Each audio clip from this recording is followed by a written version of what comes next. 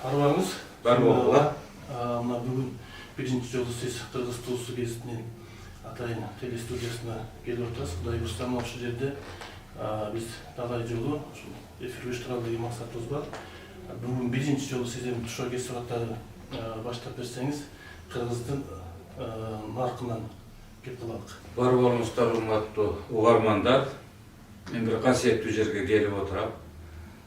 Бул имаратта Кыргыздын кабармандары, чабармандары, журттагы жаңылыкты элге жеткирүүдө бүт өмүрүн арнаган кыргыз журналистикасынын, кыргыз жазармандарынын манаптары иштеген бир касиеттүү жерге келдик.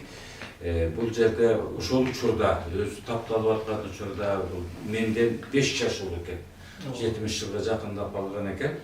Мына ушул жерде маалымат чордону болуп, маалымат саясатын негиздеген дөшалардын отурган касиеттүү жерине келип, киши сүрдөп да турат экен бул жер. Имарат өзү дагы сүрдүү, касиети бар, жөн адамдар келбеген жагымдуу жагдай экен. Мен эми өзүбүздүн саясатыбызда оңгу жолду кабыл алганда, дарк саясатын негизүүдө Кыргыз журтуна биз кимбиз, кандай элбиз деп жолуккан эле жерде, жаштардын катарында, жаштар менен жолуккан жерде эмне деп айтабыз?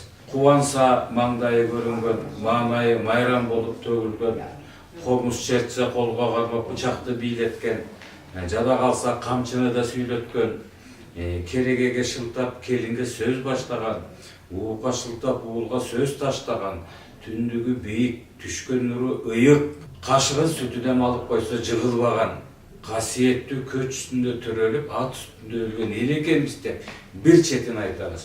Экинчи четин айтсак, күндө гүлжуттанган абасы бар. Ар күнүдө күндө айтылган манасы бар. Касиет дарыган, манас менен жатып, манас менен уктаган, ушундай бир ала тоодо бекем аккан суу апабыздын сүтүндөй болгон, ала тоонун мөңгүлөрү атабыздын күчүндөй болгон касиеттүү Кудай жактырган жердин кожоюну болуп калганыбызга биз сыймыктанабыз. Мына ошон үчүн наркыбызда, салтыбызда, аялдары дагы, эркектери, бала чакасы ар биринин өзү орду болуп, ар бири өзүнүн ушул турмушка келгендеги вазифасын аткарууда ошол наркка таянып, журт уюп, эл биригип, ошол учурда мына ушул күнгө чейин 3000 жылдан ашык тарыхыбыз бар дейбиз го. Ошол уюгушкан бойдон, биригишкен бойдон келген экенбиз. Биз азыркы дүйнө таанымдагы ар кандай философиялык ойлорду, пикирлерди айтып, ушул кишилер ушинтип айтып кеткен экен, ушул кишилер ушинтип жазып кеткен экен, тарбияда ушундай болгон экен, тарыхта ушундай болгон экен деп айтышат. Ал эми биз ушул окуяларды 1000 жылдык тарыхыбызда эле жашоонун тигил же бул көрүнүшүнө өзүнүн наркын айтып, салтын айтып, уруубузду айтып, санжырабызды айтып, ушул күнгө чейин сүрүштүрүп алып келген экенбиз. Ошол наркыбызда, салтыбызда, адатыбызда, абийирибизде, намысыбызда ушунун баары уюгуп, биригип келип, кыргыз наркы деп аталат. Нарктын ичинен салт, адат, абийир, күч, уят бардык коомду эретке келтирген түшүнүктөр келип чыгып турат. Биз эгерде кыргыз журтунда манасты биздин конституциябыз десек, ал жердеги макал лакаптар, дастандар алардын бир журт уюткан, эл бириктирген беренеси катары кабыл алып, биздин тарыхый маданиятыбызды, этно маданиятыбызды изилдөөдө биз манастын ичинен гана алып чыга беребиз. Масалан, ошол эле Манас айтылып атканда тиги Көкөтөйдүн ашында деле 200-гө жакын тилмеч деди дейт. Келин, 200-гө жакын тилмеч. Элестетип кой, эгерде 200 кишиге тилмеч керек болсо, 200 улуттун өкүлү болгон экен да. Мисалы үчүн ошо 60 тилде сүйлөгөн, 60 бөлөк тоң кийген, 60 тил билген акынгадан ажыбай деп Манас айтып атышпайбы? Ошол учурда эле биз көп улуттуу, көп элдердин башын бириктирген журт жаратуучу, тил жаратуучу эл экенбиз. Муну уялбай, тартынбай, детенчиктебей, башкалар башкалар укса бул күлөт деп жазганбай, ыйманбай, менин элим, менин тилим кыргыз эли эл жаратуучу эл деп, кыргыз эли тил жаратуучу эл деп, кыргыз эли улут жаратуучу эл деп оозду толтуруп, сыймыктанып туруп айтыш керек экен. Башкалар айтса, биз эмне үчүн айтпайбыз, биз эмне үчүн жазганышыбыз керек экен. Кайсы улутту ушу кылымдан кылымга чейин бириктирип келген манасы бар. Кайсы улутта бар? Манаста ошол эле найзанын учун 30дан башка атаган 100гө жакын музыкалык аспап Раматылык Балбай Алошев деген биздин агайыбыз болду эле. Ошол киши айтат, ушу Манаста дейт 100гө жакын музыкалык аспап бар экен дейт. Бүгүнкү күндө жанагы тентек иним бардык инструментти ойлогон биздин Курмангазы замандашыбыз. Ушу Курмангазы экөөбүз дейт, тияк биягын чукулап отуруп 32-33 инструмент алып келип Карамолдороз атындагы эл аспаптар ансамблине коштук дейт. 7 киши каякта дейт. Мен атым билем, затын кантип ордуна келтиребиз дейт. Жезнай, урнай, сурнай, кебеге, сыбызгы деп оозунан төгүлүп сүйлөп жүрүп өтүп кетти кайран киши. Муну ким жасайт деп, муну ким алып чыгат деп, ушу мен менен кетип калабы деди. Ошол киши менен кетип калды дедим. Азыр аты бар, заты жок. Эми биз ошол өзүбүздүн этно маданиятыбызды калыптандырууда, сөз маданиятыбызды, ыр дүйнөбүздү калыптандырууда ар дайым ушу Манастын ичинен көп нерсени алып чыгабыз. Семетейдин Букардан Таласка кайтканда Камбакайдын жомогу жаныңды титиретип, үзүп алат бир жеринде. Ошол жердеги салык саясат, ошол жердеги экологиялык саясат, ошол жердеги мамлекеттин ички түзүлүшү, ошол жердеги жер акы, жана таможенный пошлина деп коюп атпайсызбы? Манаста айтып атат, айланайын баламай ат чаптырып барып кой. Көп кербендер өтөт го, ошол өткөн керберге жол салыгын салып кой дейт. Бакай айтып атат. Айламды чыгып барып кой, ай аламды таанып кой дейт. Айылдан өтөт кербенге айлыгыңды салып кой дейт. Балам эримдей басып барып кой, ошол жерден өткөнгө жол салыгын салып кой. Эч үй албай кербенден керектүүсүн алып кой дейт. Мындан башка мен сизге кантип айтайын?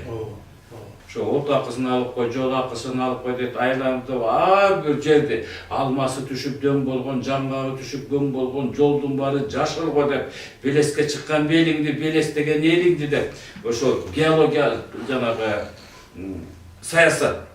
Анан мал жайганда дагы ошол Камбакайдын айткандары бар да, ошол кыргыз баласы жылкы суу ичкен жерден барып жылкы суу ичип, уй жуушаган жерге коз үй тигип, кой жайылган тарапка көптөгөн малды, түлөктөгөн малды тетири жайып деген түшүнөсүз да, кыргызда ушундай бир сөз бар. Кандай бай экен десем, малы тетири жайылган бай экен дейт. Уй эле чыкканда тегеректин баары эле жайып болуп калат экен. Ошону иретке келтирип, анан ошол ата бабаларыбыз дагы балдарын жөнөткөндө жайлоодон жайлоого өтөрдө бир жигитин жөнөтөт экен, ул балам биз көчө турган болуп калдык. Ушу жакшы бир элге, малга ыңгайлуу жер таап келди. Анан жумалап баласы кыдырып жүрүп бир жакшы жерди табат экен, бирок ал жердин бир кемтиги карышкырлар көп экен. Анан үйүнө келип ата арабаңыз аралап келдим, көп жерге бардым, 6 күндүк сапар тарттым. Көп жерге бардым, малга ылайыктуу суу, жылуурагы, ком соосу жок экен.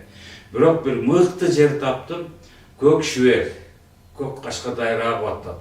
Капталдаган дөңдөр, белестер, тоолор, күн тегиз тийген, шибери төгүлгөн жер экен.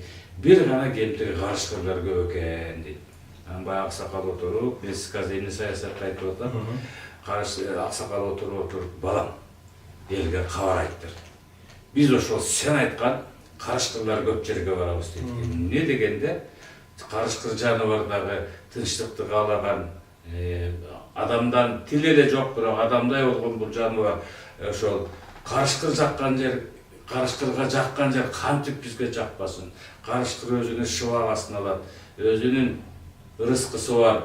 Мына ошондой жерге көчүп барганыбыз оң деген экен. Баласы айран таң калат экен да, көрсө биз кыргыз журту, кыргыз эли жаратылыш менен сиз деп жашап, малга, кайберенге, карышкырга, жан-жаныбарга бирдей мамиле кылган экенбиз. Мергенчиликке чыкканда дагы баарын кырып таштабай, керектүүсүн аттырып, керектүүсүн алдырып, балдар кырбагыла, тийбегиле, ар кимдин өзүнүн шыбагасы бар деп айттырып, ушундай жаратылышка болгон мамилесинен бери биз Манас эпосунан айтабыз. Наркыбызда дал бир окуя бар экен. Бир күчүбүз айылдын четине чыгып карап отурса, жигиттер чогулуп келет. Колунда бүркүтү бар экен. те алыстан борчуктан бир нерсе жылт этип булак этип өтөт экен. Болду түлкү аксакал шилтебейсизби дегенде аксакал бүркүтүн шилтеп жиберет экен. Бүркүт баягы борчукка жетип тиги жылт этип качып өткөн жаныбарды баса калбай ошол жерден айланып келип анан кайра келип колуна конот экен. Анан жанындагылар айтат экен: аксакал бүркүтүңүз карыган окшойт. Тоо кыдырып жүрүп арыган окшойт. Жеке жеп жүрүп өзү дагы маарыган окшойт. Айныды бүркүтүңүз. Ала албай калды дейт экен. Анан ошондо аксакал бүшүркөп карап туруп: "Хай жаныбарым ай. Асылга асыл кол салбайт. Аскадан булт этип качкан түлкүнүн калтары турбайбы? Түлкүнүн мырзасы турбайбы? Айырылып аккан менин асыл бүркүтүм асылга кол салган жок" дейт экен. Эми сөздүн төркүнүн караңыз. Асылга асыл кол салбайт. Бул адамга дагы асыл адамга кандай мамилелерди кылышат. Ушундай окуялар болгон экен. Буюрса, биз дагы далай жолу келип калабыз. Азыр иштерибиз бар, ошол жакка кирип катышалы.